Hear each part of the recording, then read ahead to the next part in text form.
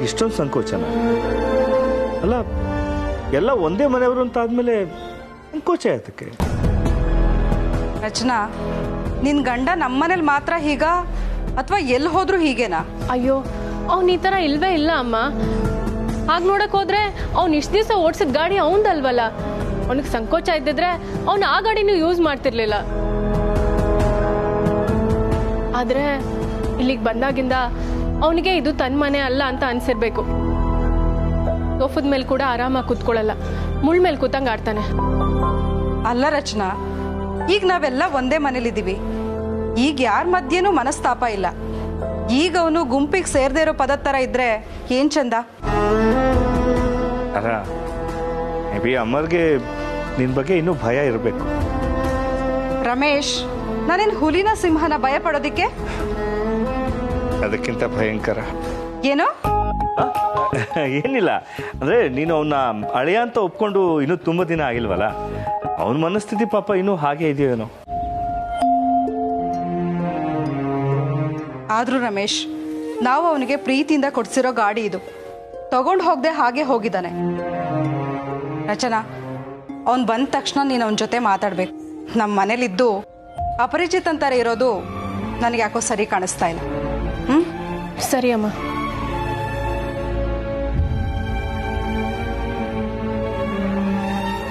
ರಚು, ನೋಡು, ಹೆಣ್ಣಿಗೆ ನಾಚಿಕೆ, ಗಂಡಿಗೆ ಸ್ವಾಭಿಮಾನ ಅವೆಲ್ಲ ಇದ್ರೇನೆ ಶೋಭೆ ತರೋದು.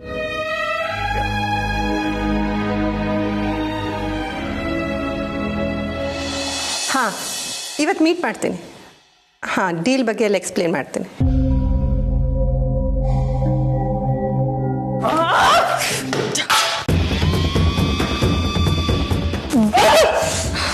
ಏನ್ ಮಾಡ್ತಿದ್ಯಾ ನೀನು? ಏನಾಗಿದೆ ನಿನ್ಗೆ? ಮಾಮ್, ಇದ್ರದ್ದು ಯಾವ ನೆಸೆಸಿಟಿನೂ ಇಲ್ಲ. ಇಲ್ಲ. ಯಾಕೆ ಬೇಬಿ? ಎಲ್ಲ ನನ್ನ ಭ್ರಮೆ ಮಾಮ್, ಜಸ್ಟ್ ಭ್ರಮೆ ಅಷ್ಟೇ.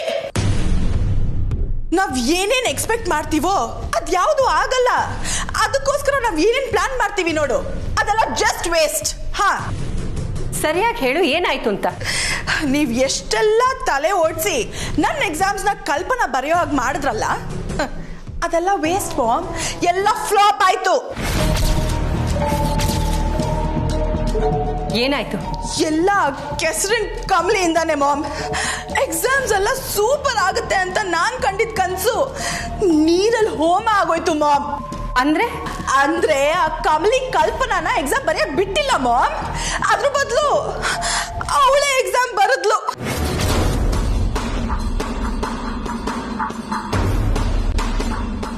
ಅವಳಿಗೆ ಎಲ್ಲ ಕರೆಕ್ಟ್ ಆನ್ಸರ್ಸ್ ಗೊತ್ತಿದ್ರು ನಾನು ಹೇಳಿದ್ ರಾಂಗ್ ಆನ್ಸರ್ಸೇ ಬರದ್ಲು ಮಾಮ್ ಅವಳು. ಒಟ್ನಲ್ಲಿ ನನ್ನ ಫ್ಯೂಚರ್ನ ಸ್ಪಾಯ್ಲ್ ಮಾಡೋದೇ ಆ ಕಮಲಿ ಗುರಿ ಅನ್ಸುತ್ತೆ.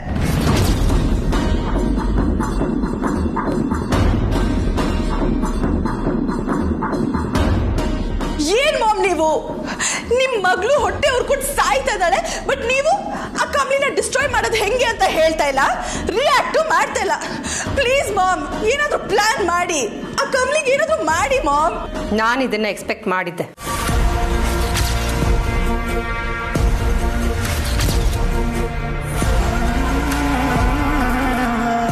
ಏನ್ ಮಾಮ್, ಏನ್ ಎಕ್ಸ್ಪೆಕ್ಟ್ ಮಾಡಿದ್ರಿ?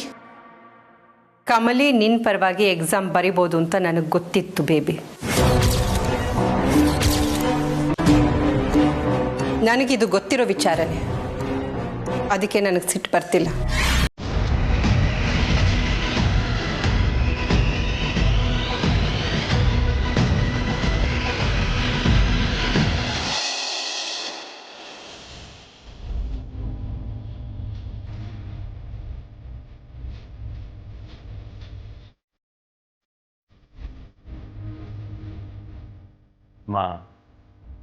ಅಮರ್ಗೆ ನಮ್ಮ ಮನೆಗೆ ಅಡ್ಜಸ್ಟ್ ಆಗೋದಕ್ಕೆ ಸ್ವಲ್ಪ ಟೈಮ್ ಬೇಕಿದೆ ಅನ್ಸುತ್ತೆ. ಅಮರಣ್ಣ ಬಂದ ತಕ್ಷಣ ನಾನು ಅವನ ತಾವ ಮಾತಾಡ್ತೀನಿ. ಯಾರೂ ಮಾತಾಡೋದು ಬೇಡ, ಅವನು ಬರಲಿ, ನಾನೇ ಮಾತಾಡ್ತೀನಿ.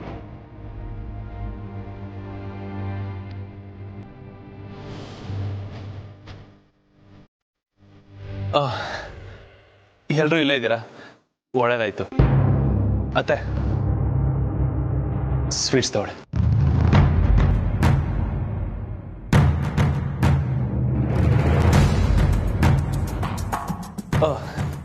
ಸ್ವೀಟ್ಸ್ ಯಾಕೆ ಅಂತನಾ ಹೇಳ್ತೀನಿ ತಗೊಳ್ಳಿ.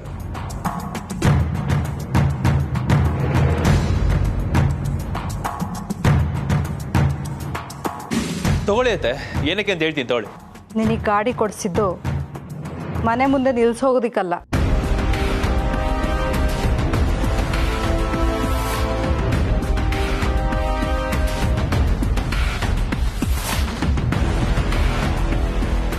ಆಗಲೇ ನೀನು ಏನು ಹೇಳಿದೆ, ನಮ್ಮನ್ನೆಲ್ಲ ನಿಮ್ಮವರು ಅಂತ ಅಂದ್ಕೊಂಡಿದ್ದೀನಿ ಅಂತ. ನಾವು ಕೊಡಿಸಿದ ಬೈಕನ್ನ ನೀನು ತಗೊಂಡೇ ಹೋಗಿಲ್ಲ. ಹಾಗಿದ್ಮೇಲೆ ಇದ್ರ ಅರ್ಥ ಏನು? ನಮ್ಮನ್ನೆಲ್ಲ ಹೊರಗಿನವರು ಅಂತ ಅಂದ್ಕೊಂಡಿದ್ಯಾ? ಅದಕ್ಕೆ ನಾವು ಕೊಡಿಸಿದ್ದೇನು ಬಳಸಲ್ಲ ಅಂತ ಅರ್ಥ ತಾನೆ?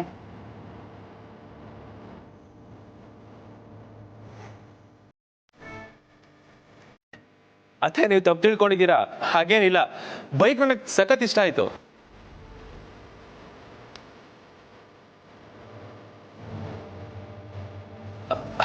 ಒಂದು ನಿಮಿಷ ಆತ ಮರ್ತಿದ್ದೆ, ತಗೊಳ್ಳಿ ಆಯ್ತು.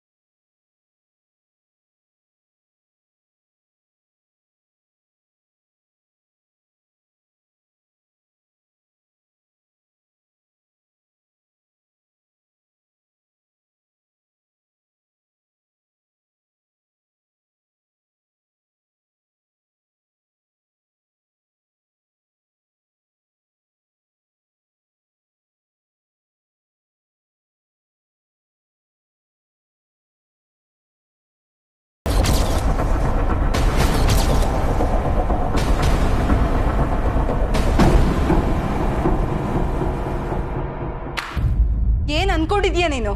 ಆ ಕೇಳಿದ್ರ ರಮೇಶ್, ನಿಮ್ಮ ಅಳಿಯ ಹೇಳಿದ ಮಾತನ್ನ? ಅಳಿಯ ಮಗಳಿಗೆ ಊಟ ಹಾಕಿದ್ದಕ್ಕೆ ನಾನು ದುಡ್ಡು ತಗೋಬೇಕಂತೆ. ನೋಡಿದ್ಯಾ ರಚನಾ ನಿನ್ ಗಂಡ ಮಾಡ್ತಿರೋದನ್ನ? ಅತ್ತೆ ಅದು ಏನ್ ಅನ್ಕೊಂಡಿದ್ಯಾ ನೀನು? ಆ ನಾವೆಲ್ಲ ನಿನ್ ಫ್ಯಾಮಿಲಿ ಅಂತ ಅನಿಸ್ತಾ ಇಲ್ವಾ ನಿನ್ಗೆ? ಹೊರಗಿನವ್ರ ತರ ನೋಡ್ತಾ ಇದ್ಯಾ?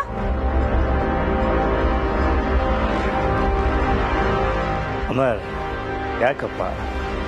ನಾನು ನಿನ್ನ ಅಳಿಯ ಅಂತ ಒಪ್ಕೊಂಡಾಯ್ತಲ್ಲ, ಮತ್ತು ಯಾಕೆ ಹೀಗೆ ಮಾಡ್ತಿದ್ಯಾ? ಮಾವ ಆ ಥರ ಎಲ್ಲ ಏನೂ ಇಲ್ಲ. ಇಲ್ಲ ಅಮರ್, ನೀನು ಹಾಗೆ ಬಿಹೇವ್ ಮಾಡ್ತಿರೋದು. ಇದು ನಿಮ್ಮನೆ ಅಲ್ಲ, ನಾವೆಲ್ಲ ನಿಮ್ಮ ಮನೆಯವ್ರಲ್ಲ ಅನ್ನೋ ಥರ ಬಿಹೇವ್ ಮಾಡ್ತಿದ್ಯಾ. ದಯವಿಟ್ಟು ಅಮ್ಮ ಇವತ್ತು ಅಷ್ಟೆಲ್ಲ ಹೇಳಿದ್ಮೇಲೂ ನೀನು ಬದಲಾಗಿರ್ತೀಯ ಅನ್ಕೊಂಡಿದ್ದೆ, ಆದರೆ ನೀನು ಬದಲಾಗಿಲ್ಲ. ಇಲ್ಲ, ನೀವು ತಪ್ಪು ತಿಳ್ಕೊತಾ ಇದ್ದೀರಾ. ನಾನು ಈ ಮನೆಯವನು ಅಂತ ಅನ್ಕೊಂಡಿಲ್ಲ ಅಂದಿದ್ರೆ ನಾನು ಇಲ್ಲಿ ಇರ್ತಾನೆ ಇರಲಿಲ್ಲ.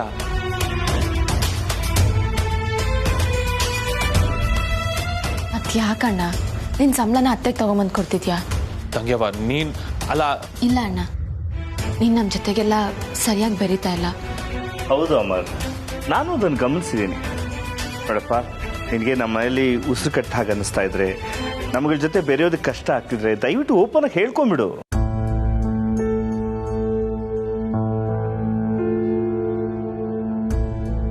ಹೇಳೋದಕ್ಕೆ ಏನು ಉಳಿದಿದೆ ರಮೇಶ್? ಬೈಕ್ನಾಗ ತಗೊಂಡು ಹೋಗದೆ ಇರೋದು, ಸಂಬಳನ ನನ್ನ ಕೈಗೆ ತಂದು ಕೊಟ್ಟಿರೋದು, ಇದರಲ್ಲೇ ಅರ್ಥ ಆಗತ್ತೆ ಅವನ ಮನ್ಸಲ್ಲಿ ಏನಿದೆ ಅಂತ.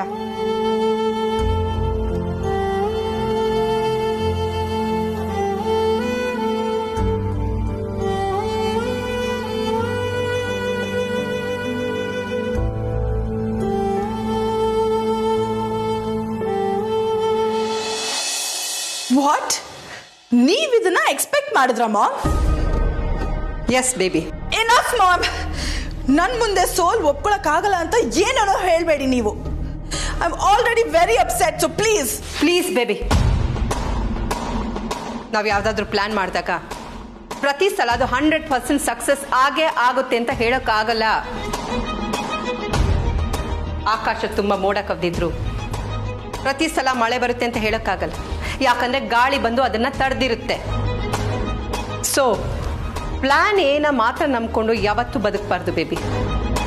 ಪ್ಲ್ಯಾನ್ ಬಿನೂ ಲೈಫಲ್ಲಿ ಇಂಪಾರ್ಟೆಂಟ್ ಆಗುತ್ತೆ. ನನಗೆ ಅರ್ಥ ಆಗ್ತಿಲ್ಲ ಮಾಮ್. ನಾನು ಫಸ್ಟ್ ಪ್ಲ್ಯಾನ್ ಬಿನ ಯೋಚನೆ ಮಾಡಿ ಆಮೇಲೆ ಪ್ಲ್ಯಾನ್ ಎ ಬಗ್ಗೆ ಯೋಚನೆ ಮಾಡ್ತೀನಿ.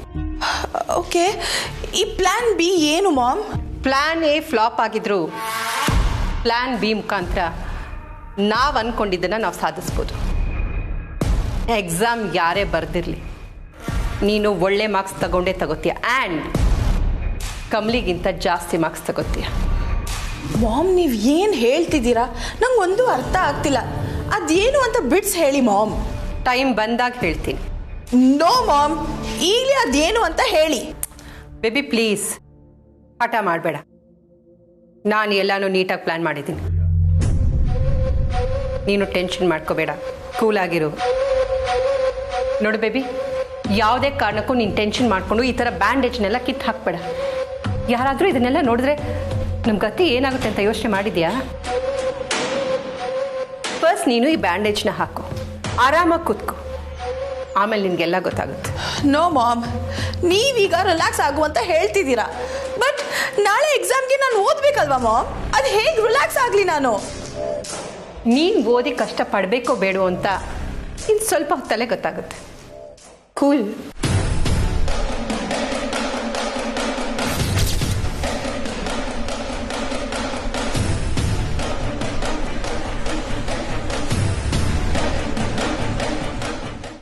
ದಯವಿಟ್ಟು ನನಗೂ ಮಾತಾಡೋಕೆ ಅವಕಾಶ ಕೊಡಿ.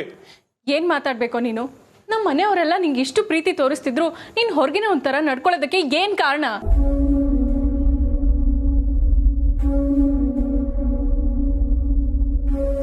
ನಾನೊಬ್ಬ ಕಳ್ಳ ಆಗಿದ್ದವನು, ಕದ್ದು ತಿಂದು ಬದುಕ್ತಾ ಇದ್ದವನು. ಬಿಟ್ಟು ಸಿಕ್ಕಿ ತಿಂತಿದ್ದೆ, ಯಾಮಾರ್ಸ್ ತಿಂತಾ ಇದ್ದೆ, ಮೋಸ ಮಾಡಿ ತಿಂತಿದ್ದೆ. ಆದ್ರೆ ಮೈ ಬಗ್ಸಿ ದುಡ್ದು ತಿನ್ಬೇಕು ಅನ್ನೋದನ್ನ ಕಲ್ತಿದ್ದು ರಚನೆಯಿಂದ.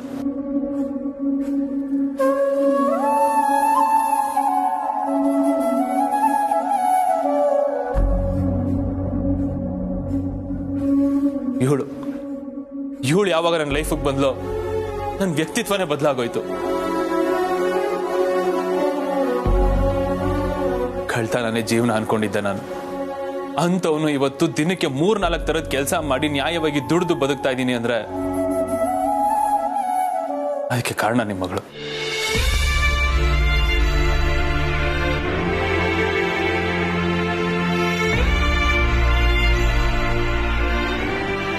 ನಾನು ಸ್ವಾಭಿಮಾನ ಅನ್ನೋದನ್ನ ಕಲ್ತಿದ್ದೆ ನಿಮ್ಮ ಮಗಳಿಂದ. ಆತ ಇಂಥ ಮಗಳನ್ನ ಎತ್ತಿರೋ ನೀವು ನಿಮ್ಮ ಒಪ್ಪಿಗೆ ಇಲ್ದೇನೆ ಮದುವೆ ಆದ್ರೂ ದೊಡ್ಡ ಮನ್ಸು ಮಾಡಿ ನಮ್ಮನ್ನ ಒಪ್ಕೊಂಡು ನಿಮ್ಮ ಮನೆಯವರಲ್ಲಿ ನನ್ನನ್ನು ಒಬ್ಬನಾಗಿ ನೋಡ್ತಾ ಇರೋ ನಿಮ್ಮನ್ನ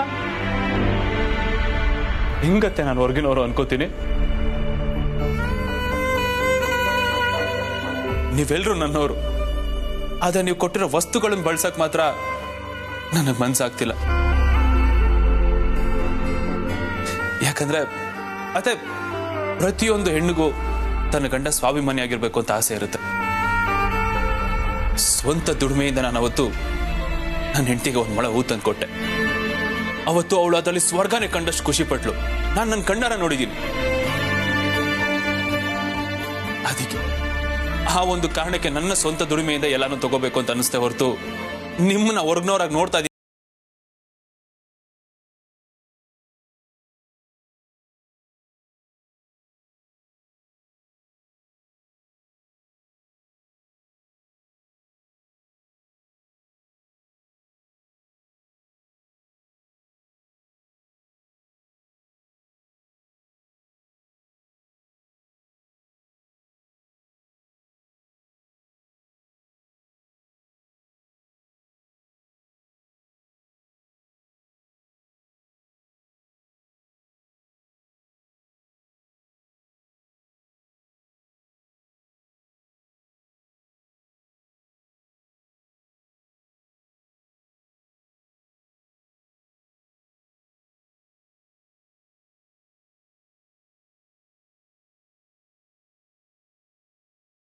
ಆಗಿರ್ಬೋದು. ಆದ್ರೆ ನೋವು ಕೊಡೋಂತ ಉದ್ದೇಶ ನಂದಾಗಿರ್ಲಿಲ್ಲ. ಈಗ ಬಾವಾಜಿನ ಅವ್ರು ದುಡ್ಡಿದ ದುಡ್ಡನ್ನ ತಂದು ನಿಮ್ ಕೈ ಕೊಟ್ರೆ ನೀವು ಬೇಜಾರು ಮಾಡ್ಕೋತೀರಾ ಅಂತ? ಇಲ್ಲ ತಾನೆ. ಮಗನ ಅಳಿನೂ ನೀವು ಬೇರೆ ಬೇರೆ ಅಂತ ನೋಡಲ್ಲ ತಾನೆ.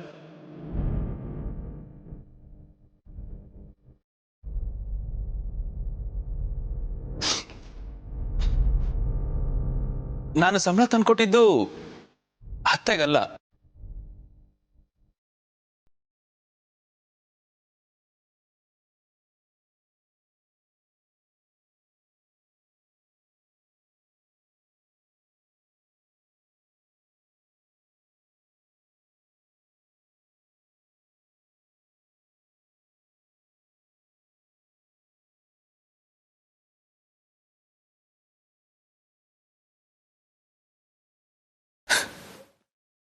ನನಗಮ್ಮ.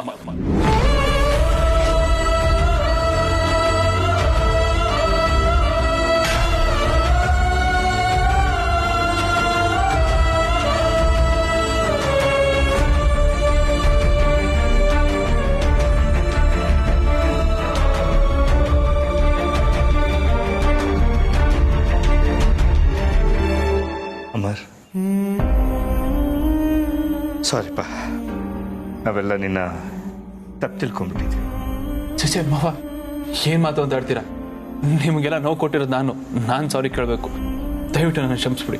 ಇಲ್ಲ ಅಮರ್, ನಾವು ನಮ್ಮ ಪಾಯಿಂಟ್ ಆಫ್ ವ್ಯೂ ಇಂದ ಮಾತ್ರ ಯೋಚನೆ ಮಾಡಿದ್ವಿ. ನಿನ್ನ ಮನ್ಸಲ್ಲಿ ಏನು ನಡೀತಿದೆ ಅಂತ ನಾವು ಅರ್ಥನೇ ಮಾಡ್ಕೊಳ್ಳಿಲ್ಲ. ಅಮರ್, ಸಾರಿ.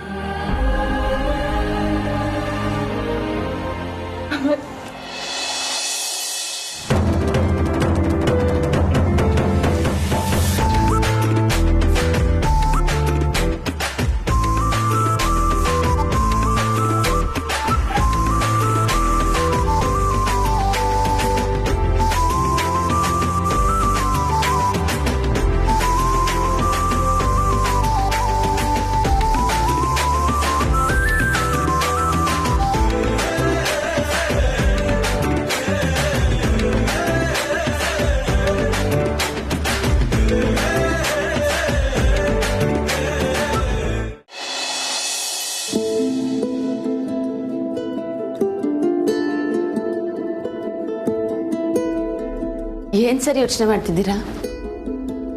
ನಿಮ್ಮ ಅಣ್ಣನ ಬಗ್ಗೆ ಯೋಚನೆ ಮಾಡ್ತಾ ಇದ್ದ. ಅಣ್ಣನ ಬಗ್ಗೆನಾ? ಏನ್ ವಿಷಯ ಸರ್? ಅಮರ್ ತುಂಬಾನೇ ಎಮೋಷನಲ್, ನೋಡೋದಕ್ಕೆ ರಫ್ ಅಂಡ್ ಟಫ್.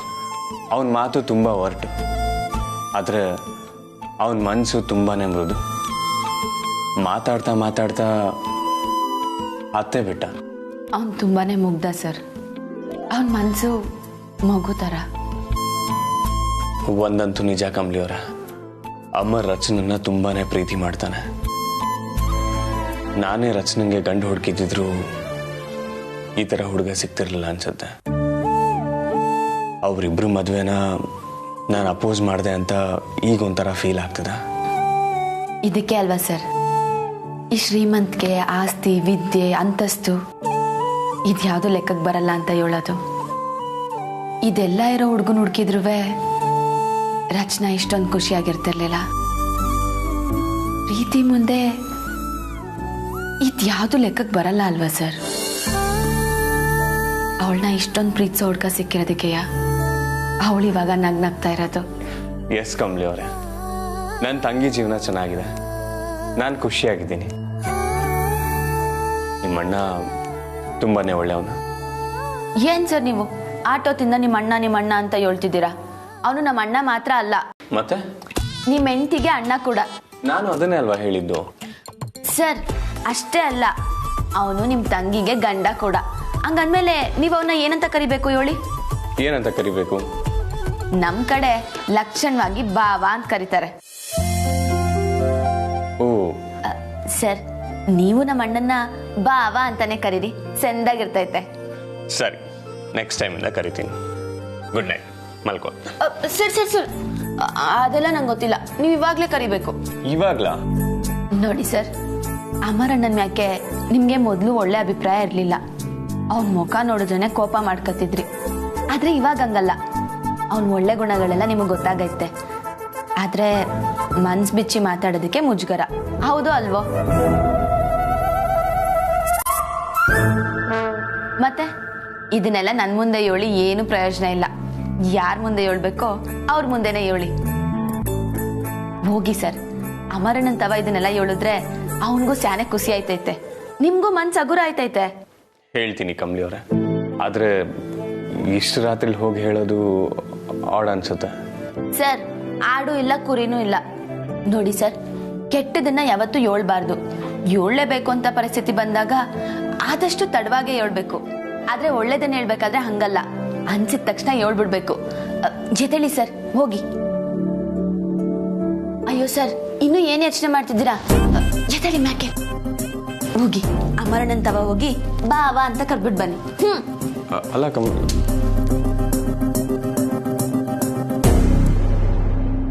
ಬೇಡ ಅನ್ಸುತ್ತೆ ಕಮಲಿ ಅವರೇ.